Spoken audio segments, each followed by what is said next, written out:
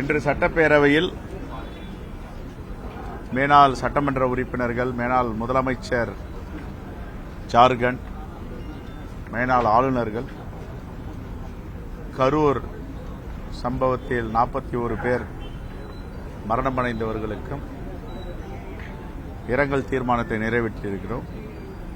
நாளை இன்னும் 3 நாட்கள் சட்டப்பேரவை நடக்க இருக்கிறது. இந்த நிகழ்வில் காங்கிரஸ் கட்சியின் சார்பாக மீனவர்கள் கைது, மீனவர்கள் மீது தாக்குதல், ஒன்றிய அரசின் தோல்வி, இதை பற்றியெல்லாம் விவாதிக்க இருக்கிறோம்.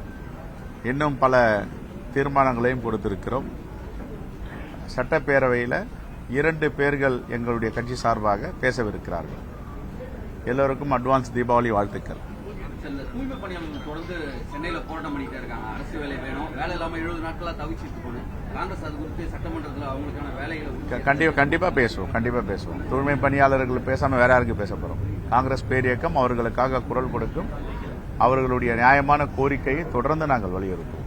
சாதி ஆணவ படுகொலைக்கு எதிராக ஒரு சிறப்பு சட்டம் வேண்டும் எல்லாரும் கேட்டுட்டு இருக்காங்க. அதை வலியுறுத்த வாய்ப்பு இருக்கா இந்த சட்டமன்ற தொடர்ந்து கேட்டிருக்கோம். கண்டிப்பா மாண்பு முதலமைச்சர் மீது நம்பிக்கை இருக்கிறது.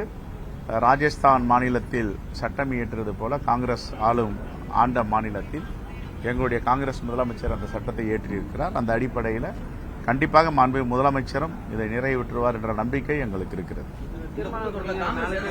வலியுறுத்தி பேச இருக்கு. இதுதான் இந்த கூட்டத்தொடரில் முக்கியமாக முக்கியமா மீனவர்களுடைய பிரச்சனை, இந்த ஹைட்ரோ கார்பன் ஒன்றிய அரசு, மாநில அரசு அனுமதி இல்லாமல் கொடுக்கலாம் என்பதை பற்றியும் நாங்கள் எழுதி கொடுத்திருக்கிறோம். கரூர் துயர சம்பவம் இனிமேல் நடக்காமல் இருப்பதற்கும் அதற்கு என்னென்ன தற்காப்புகள் நாம் எடுத்துக்கொள்ள வேண்டும்.